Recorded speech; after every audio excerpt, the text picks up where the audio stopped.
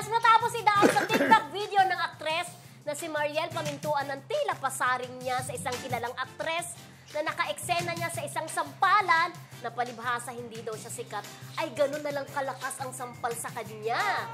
Nag-react naman si Kailin Alcantara na bakit di pa raw siya pangalanan ni Mariel. Yung mga netizen ay sumasaw-saw na rin na bakit daw kumakahon si Kailin na hindi naman siya pinangalanan ni Mariel. Pero may mga pictures at video na lumabas online ng behind the scenes ng sampalan ni Mariel at Kailin sa set ng Love at First Read. Series ng GMA na tila siyang tinutukoy sa issue. Anong mga comment nyo dyan? Sino nga ba ang may kabog na sampal? Ayan. Ayan yung sampalang nagaganap. Yeah. Friend, sample ka nga. Sample ka kay Mildred.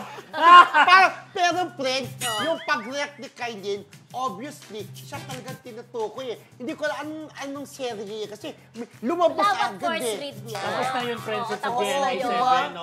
Pero alam mo, basta ang pinaka-importante dyan, pag hindi ka pinapangalanan, huwag kang mag-react. Huwag kang, sabi nga ng mga netizens, huwag kang kakahol.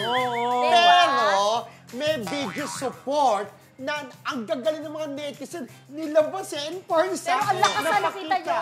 Ang lakas ng pagkakasampal. Pero, eto gaya nga nila Marisol Soriano, nila Laura Bill Masyado, siyempre yung sampalan, parang kailangan patuhanan. Yung pala na-hurt na siya that time, baka naman nagsorry din si Kailin, di ba? Kung siya man tinutukoy. Pero sumampal din siya ng pabalik, malakas din yon. Alam mo, ang issue na yan ni Kailin at saka ni Mariel, parang nangyari na rin yan kay Angelica Panganiban at Angel Locsin. Kung saan talaga nagkapikunan din sa lakas ng mga sampalan at pananakit. Hindi! Diba?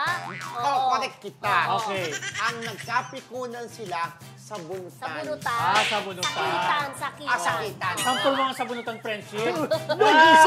Siyempre, ako.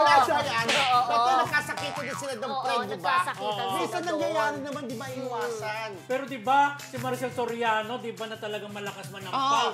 Niya, may pasintabi siya lagi, no? Huwag yung pangarapin kasi baka masira mukha niyo. Pero, hindi naman nagiging issue. Yung iba gusto pa magpasampal.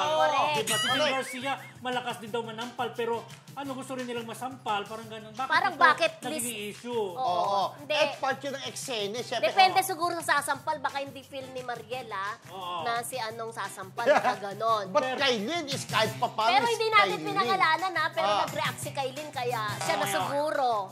Diba? Tapos may lumabas pang ganyang video. So, feeling niya siya na talaga, di ba? Sampalin mo ang sarili mo, friendship.